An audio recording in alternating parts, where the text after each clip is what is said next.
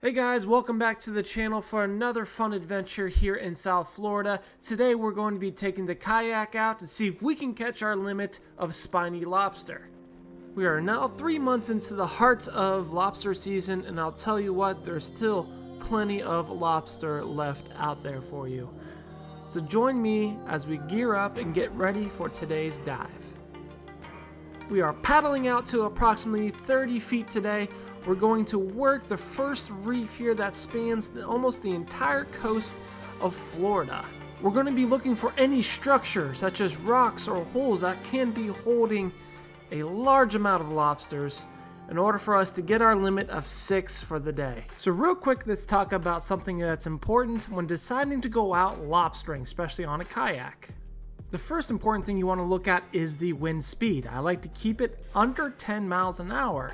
Secondly is the wind direction. So you can see here in this example, the wind is coming out of the west. When it comes from the west, it's going to lay down the waves much more smoothly. With regards to wave heights, you want anything less than 2 feet. And the app that I use is primarily Windfinder. So lucky for me, the weather today is fantastic. The ocean is calm, the sun is shining, the water is warm. Everything is perfect conditions for lobster hunting. So join me as we dive deep to see what we can find in today's adventure. Now here's our first target here. These lobsters love to hide underneath coral, under rocks, inside holes during the day. Now at night, they come out of these holes to scavenge the bottom of the sea floor. But with a little bit of patience and the right technique, we should be able to get this guy. Boom. There you go. So that's our first lobster in the bag. Because these lobsters have spines on them, one of the downsides of using a net is that they can become easily entangled in the netting.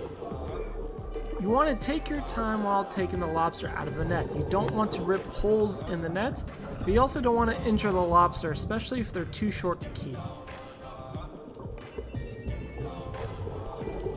Lobstering is all about keeping an eye out.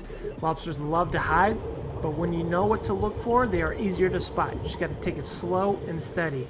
Make sure you have your flashlight ready. Look under every rock, look in every hole, look under every ledge.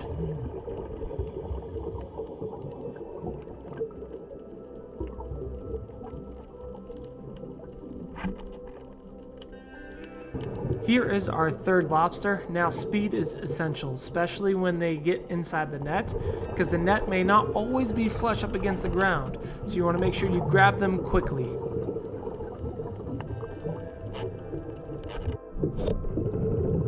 And here we have is a long-spined sea urchin. Now these things won't hurt you unless you actually apply some force through the spines.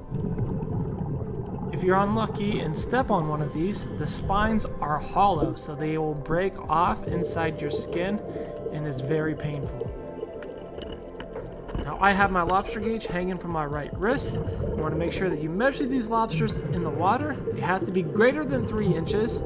Unfortunately for this guy, he is coming with us. Another one in the bag. Now, when you're tickling the lobsters, it's important to note where their antennas are.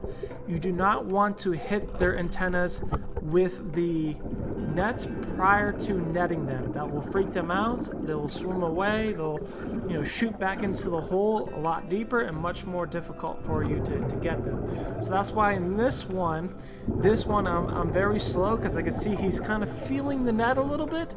So I'm not, rushing in to try to net him right now, because I know if I do, then he's just going to skirt away and go deep back into the hole. So take your time, especially when they're not freaked out, and you'll net yourself a lobster.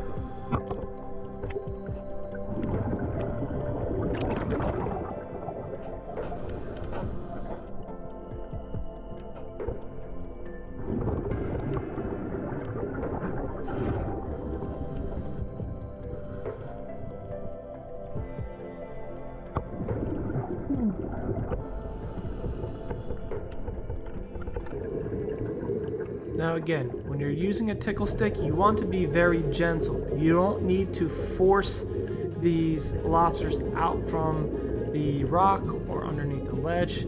You just need to barely tap the back of them. They just need to be able to feel something touching their backside, and that causes them to walk forward. Once they're out in the open, get the net behind them. You want to pin that net against the ground and then grab a hold of the lobster.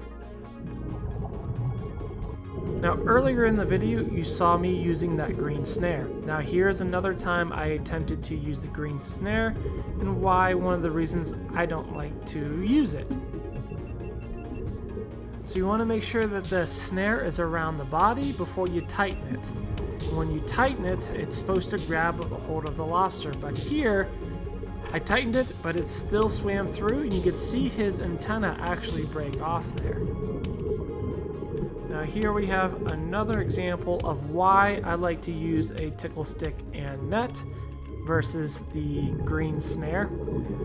Now here you can see that I've tightened the snare around him, but yet he still gets free, and that's exactly why I don't like using these things. Now they have their uses, but tickle stick and net, I can direct the lobster wherever direction I want. I have more control.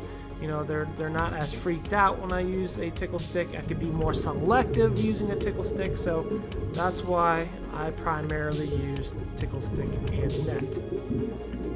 Again, reflexes and speed is important. That lobster dodged my net, but I was still able to grab him in midair, or mid-water, I guess. And I'll show you that I caught him in, there he is. Now lobsters are actually considered social creatures. Usually when you find one, you'll find another. So you'll sometimes see holes or ledges where they can be packed full of lobsters. You can have 20 to 30 lobsters easily inside one hole. Usually though, when there are a bunch of lobsters in a hole, the biggest lobsters are going to be in the back. You want to make sure that you take your time and not try to freak out all the other lobsters that are behind it. Here I was contemplating about possibly scooping up 2 or 3 in one go, but I just decided to work one at a time.